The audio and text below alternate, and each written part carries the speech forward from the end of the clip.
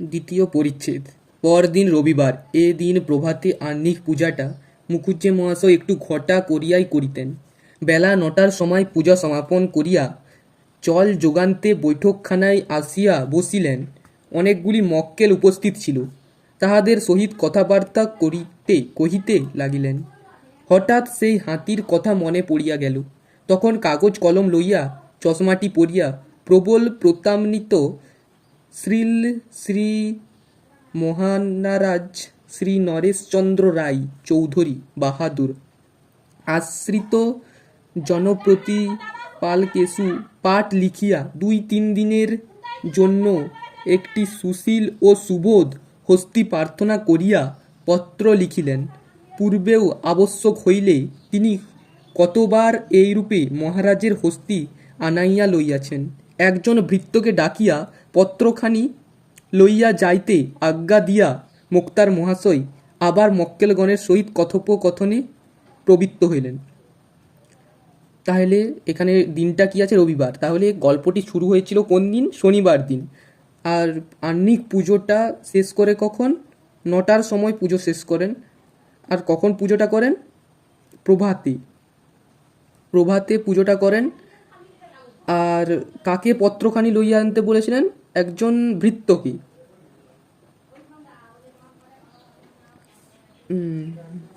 শ্রীযুক্ত জয়রাম মুখোপাধ্যায়ের বয়স এখন 50 পার হইয়াছে। মানুষটি লম্বা ছাদের, রংটি আর একটু পরিষ্কার হইলেই গৌরবর্ণ বলা যাইতে পারিত। গোপগুলি মোটা মোটা, কাঁচায় পাকায় মিশ্রিত। মাথার সম্মুখভাগে টাক আছে, চক্ষু দুইটি বড় বড় ভাসা ভাসা। তাহার হৃদয়ের কোমলতা যেন হৃদয় ছাপাইয়া এই চক্ষু দুইটি দিয়া উচলাইয়া পড়িতেছে। তাহলে জয়রামবাবুর বয়স এখন 50 পার হয়ে গেছে। গোপগুলি মোটা মোটা, সম্মুখভাগে টাক, চোখ দুটো কেমন? বড় বড় আর ভাসা ভাসা। তাহার হৃদয়খানি কোমলতায় যেন হৃদয় ছাপাইয়া এই চক্ষু দুইটি দিয়া উছলাইয়া পড়িতেছে। ইহার আদিবাস যশোর জেলায়। এখানে যখন প্রথম মোক্তারি করিতে আসেন তখন এদিকে রেল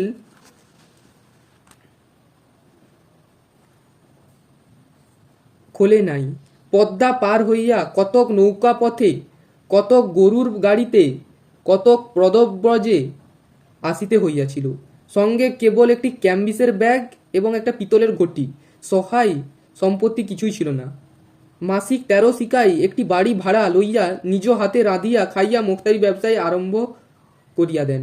এখন সেই জয়রাম মুখোপাধ্যায় পাকা দালান কোঠা করিয়াছেন, বাগান করিয়াছেন, পুকুর কিনিয়াছেন, অনেকগুলি কোম্পানির কাগজও কিনিয়াছেন। যে সময়ের কথা বলিতেছি তখন এ জেলায় ইংরেজিওয়ালা মোক্তারের আবির্ভাব হইয়াছে বটে, কিন্তু জয়রাম মুখুজ্জেকে তাহারা কেহই হটাইতে পারে নাই। তখনও ইনি এ জেলার প্রধান মুক্তার বলিয়া গণ্য। তাহলে জয়রামবাবুর আদি বাস কোথায় ছিল? যশোর জেলায়। আর সে কিভাবে এসেছিল? কতক নৌকাপথে, কতক গরুর গাড়িতে, কতক পদব্রজে আসিয়াছিল। কি কি ছিল তার সঙ্গে? একটি ক্যাম্বিসের ব্যাগ, একটি পিতলের ঘটি, আর সম্পত্তি কিছু ছিল না।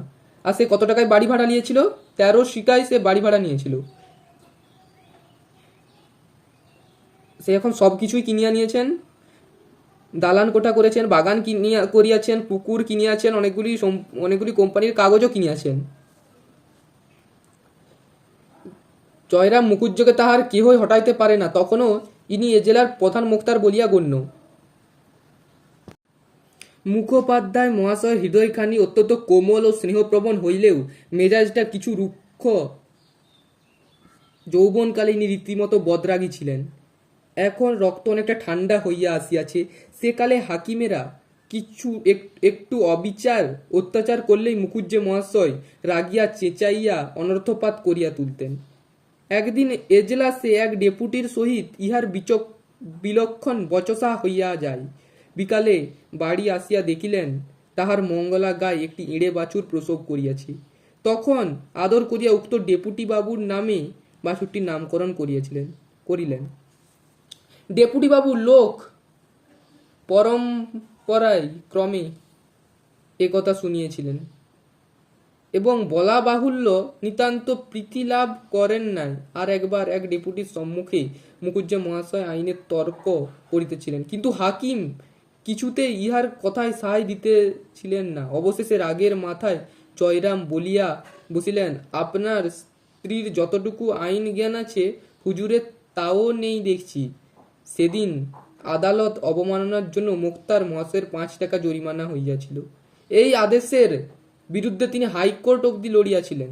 সর্বশুদ্ধ 1700 টাকা ব্যয় করিয়া এই 5 টাকার জরিমানা হুকুম রহিত করিয়াছিলেন। তাহলে মুখুজ্জে মহাশয় কেমন ছিলেন? রীতিমতো যৌবনকালে সে ছিল বদরাগী। এজলাসে তার এক ডেপুটির সঙ্গে বচসা হয়েছিল। তার গরুর নাম কি? মঙ্গলা। তার গরুর নাম কি? মঙ্গলা। আর সেটি কি বাছুর প্রসব করেছে? এঁড়ে বাছুর। আর গরুটির নাম কার নামে রেখেছে? ওই এঁড়ে বাছুরটা গরু না, এঁড়ে বাছুরটার নাম রেখেছে ওই ডেপুটির নামে। আদালত অবমাননার জন্য কত টাকা জরিমানা হয়েছিল? 5 টাকা। এই আদেশের বিরুদ্ধে তিনি হাইকোর্ট অবধি লড়িয়েছিলেন। সর্বশুদ্ধ তার কত টাকা খরচা হয়েছিল? আদালত অবমাননার জন্য সর্বশুদ্ধ তার কত টাকা খরচা হয়েছিল? 1700 টাকা। এই 5 টাকা জরিমানা হুকুম রহিত করিয়াছিলেন 1700 টাকা দিয়ে।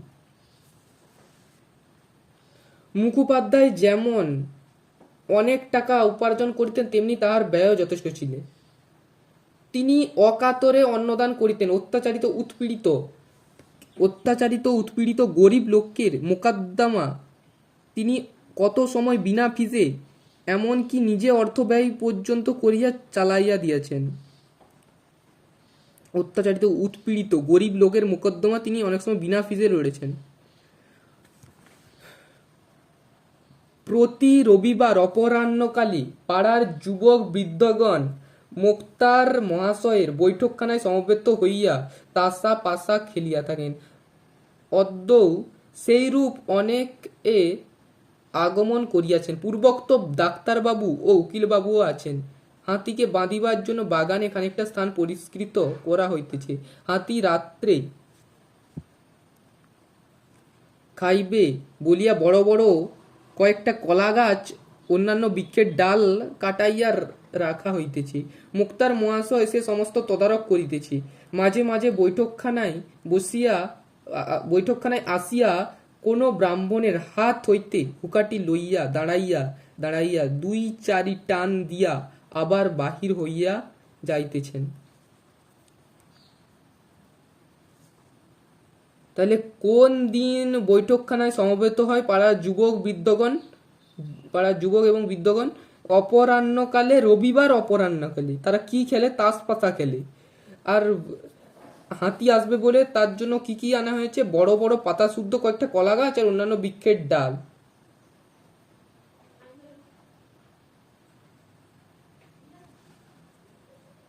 সন্ধ্যার কিছু পূর্বে জয়রাম বৈঠকখানায় বসিয়া পাশা খেলা দেখিতেছিলেন।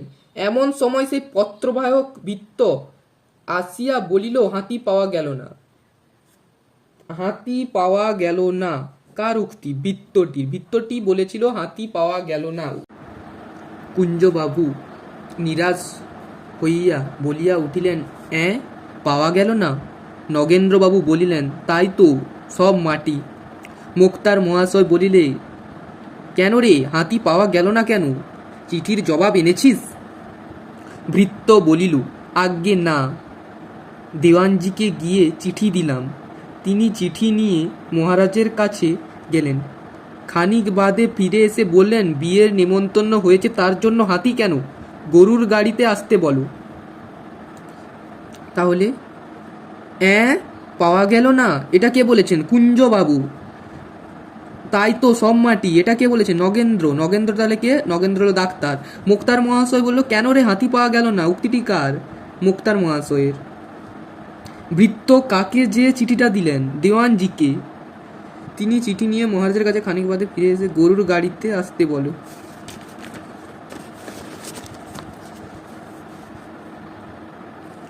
এই কথা শুনিবা মাত্র জয়রাম ক্ষোভে লজ্জায় রোষে যেন একেবারে ক্ষিপ্তপ্রায় হইয়া উঠিলেন। তাহার হাত পা ঠক ঠক করিয়া কাঁপিতে লাগিল, দুই চক্ষু দিয়া রক্ত ফাটিয়া পড়িতে লাগিল, মুখমণ্ডলের শিরা উপশিরাগুলি স্ফীত হইয়া উঠিল। কম্পিত স্বরে ঘাড় বাঁকাইয়া বারংবার বলিতে লাগিলেন, হাতি দিলে না, হাতি দিলে না। সমবেত ভদ্রলোকগণ ক্রিয়া বন্ধ করিয়া হাত গুটাইয়া বসিলেন। কেহ কেহ বলিলেন, তার আর কি করবেন মুখুজ্জে মশাই, পরের জিনিস জোর তো নেই, একখানা ভালো দেখে গরুর গাড়ি ভাড়া করে নিয়ে রাত্রি 10টা-11টার সময় বেরিয়ে পড়ুন, ঠিক সময় পৌঁছে যাবেন। ওই ইয়ামুদ্দিন শেখ একজোড়া নতুন বলদ কিনে এনেছে, খুব দ্রুত যাই। জয়রাম বক্তার দিকে দৃষ্টিমাত্র না করিয়া বলিলেন, না, গরুর গাড়িতে চড়ে আমি যাব না, যদি হাতি চড়ে যেতে পারি তবেই যাব, নইলে এ বিবাহে আমার যাওয়াই হবে না।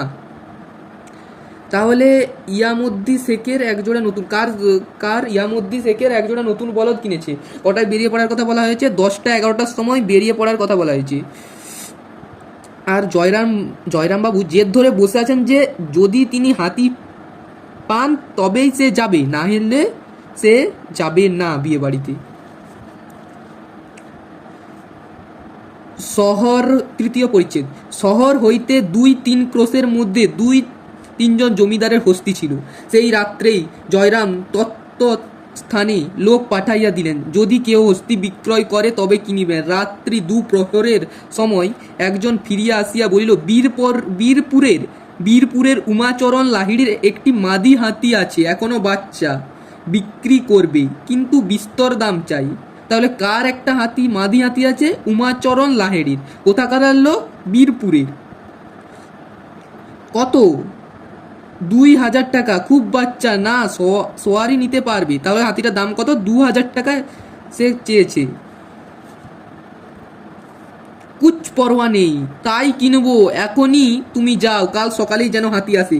লাহিড়ি মহাশয়কে আমার নমস্কার জানিয়ে বলো, হাতির সঙ্গে যেন কোনো বিশ্বাসী কর্মচারী পাঠিয়ে দেন, হাতি দিয়ে টাকা নিয়ে যাবে। তাহলে একজন উমাচরণ লাহিড়িকে বলে দিতে বলো যাতে সে হাতিটার সঙ্গে একটা বিশ্বাসী কর্মচারীকে পাঠায়। পরদিন বেলা 7টার সময় হস্তিনী আসিল, তাহার নাম আদরিনী। তাহলে হাতিটার নাম কি? আদরিনী। লাহিড়ি মহাশয়ের কর্মচারী রীতিমতো স্ট্যাম্প কাগজে রসিদ লিখিয়া দিয়া 2000 টাকা লইয়া প্রস্থান করিলেন। তাহলে কোন কাগজে? স্ট্যাম্প কাগজে রসিদ লিখিয়া। বাড়িতে হাতি আসিবা মাত্র তাবৎ বালক বালিকা আসিয়া বৈঠকখানার উঠানে ভিড় করিয়া দাঁড়াইল। 2-1 অশিষ্ট বালক সুর করিয়া বলিতে লাগিল, হাতি তোর গোদা পায়ে নাতি। বাড়ির বালকেরা ইহাতে অত্যন্ত ক্রুদ্ধ হইয়া উঠিল এবং অপমান করিয়া তাহাদিগকে বহিষ্কৃত করিয়া দিল। হস্তিনী গিয়া অনন্তপুরদ্বারের নিকট দাঁড়াইল। মুখুজ্জে মহাশয় বিপরীতিক তাহার জ্যেষ্ঠা পুত্রবধূ একটা ঘটিতে জল লইয়া সভয় পদক্ষেপে বাহির হইয়া আসিলেন। কম্পিত হস্তে তার পদচ্যুতষ্টয়ে সেই জল একটু ঢালিয়া দিলেন। মাহুতের ইঙ্গিতানুসারে আদরিনী তখন জানু পাতিয়া বসিল। বড় বধূ তৈল সিঁদুর তাহার ললাট রাঙা করিয়া দিল। ললাট মানে কপাল। ঘন ঘন শঙ্খধ্বনি হইতে লাগিল।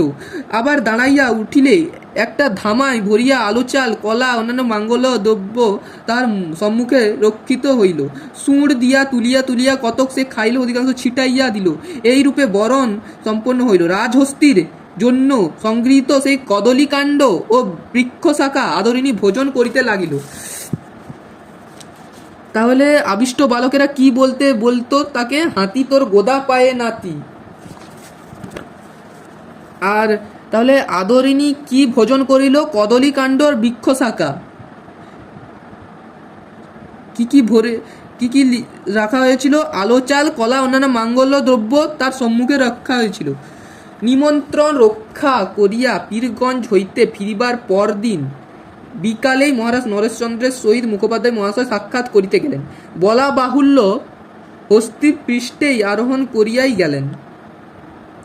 মহারাজের দ্বিতল বৈঠকখানা নিম্নে বিস্তৃত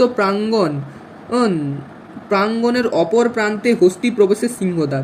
বৈঠকখানায় বসিয়া সমস্ত প্রাঙ্গণ সিংহদ্বারের বাহিরেও অনেক দূর অবধি মহারাজের দৃষ্টিগোচর হইয়া থাকি। রাজ সমীপে উপনীত হইলে মুখোপাধ্যায় মহাশয় তাহাকে আশীর্বাদ করিয়া আসন গ্রহণ করিলেন। মোকদ্দমা ও বিষয় সংক্রান্ত 2-4 কথা পর মহারাজ জিজ্ঞাসা করিলেন, মুখুজ্জে মশাই, ও হাতিটি কার? তো পরদিন যেদিন ফিরে এসেছেন তার পরের দিনই সে নরেশচন্দ্রের সঙ্গে মহারাজ নরেশচন্দ্রের সঙ্গে দেখা করতে গিয়েছিল।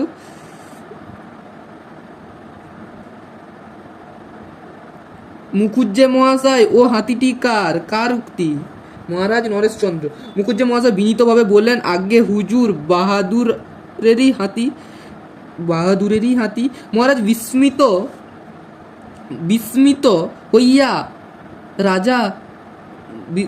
বিস্মিত হইয়া বলিলেন, আমার হাতি? কই, ও হাতি তো কোনোদিন আমি দেখিনি। কোথা থেকে এলো? আজ্ঞে বীরপুরের উমাচরণ লাহিড়ির কাছ থেকে কিনেছি। অধিকতর বিস্মিত হইয়া রাজা বলিলেন, আপনি কিনেছেন? আজ্ঞে হ্যাঁ। তবে বললেন আমার হাতি? বিনয় কিংবা শ্লেষ সূচক ঠিক বোঝা গেল না। একটু মৃদু হাস্য করিয়া জয়রাম বলিলেন, যখন হুজুর বাহাদুরের দ্বারাই প্রতিপালন হচ্ছি আমি যখন আপনার, তখন ও হাতি আপনার বই আর কার? সন্ধ্যার পর গৃহে ফিরিয়া বৈঠকখানায় বসিয়া সমবেত বন্ধুমণ্ডলীর নিকট মুখোপাধ্যায় এই কাহিনী সবিস্তারে বিবৃত করিলেন। হৃদয় হইতে সমস্ত ক্ষোভ ও লজ্জা আজ তাহার মুছিয়া গেল। কয়েকদিন পরে আজ তাহার সুনিদ্রা হইল। মানে সেই ক্ষোভ যে মহারাজ নরেশচন্দ্র তাকে না করে দিল, হাতি দিল না, এই ক্ষোভে সে ভাবছিল যে কবে আমার দিন আসবে, আমি ভালো করে প্রতিশোধটা নিয়ে নেব। তো আজকে সে প্রতিশোধটা নিতে পেরেছে, তো তার আজকে সুন্দর একখানি দিবানিদ্রা দিল। তো আজকের জন্য এখানে শেষ করছি। পরের নেক্সট পার্টটা চতুর্থ পরিচ্ছেদে, পঞ্চম পরিচ্ছেদ আর ষষ্ঠ পরিচ্ছেদ আর সপ্তম পরিচ্ছেদ আমি পরের নেক্সট ভিডিওতে দেবো। তো তোমরা আগে প্রথম পার্টটা দেখবে, তারপর এটা দেখবে, না হলে কিন্তু বুঝতে কিছুই পারবে না। এই ভিডিওর লিঙ্কটা আমি প্রথম ভিডিওর লিঙ্কটা আমি এই ভিডিওর ডেসক্রিপশনে দিয়ে দেবো। তো তোমরা সেখান থেকেও দেখতে পারো, কিংবা আমার চ্যানেলে ঢুকেও তোমরা দেখতে পারো। আর ভিডিওটা যদি ভালো লাগে একটা লাইক, শেয়ার এবং কমেন্ট করবেন, এবং যদি ভালো লাগে তো চ্যানেলটা সাবস্ক্রাইব করবেন। দেখা হবে নেক্সট ভিডিওতে। আজকের জন্য এখানেই, ধন্যবাদ।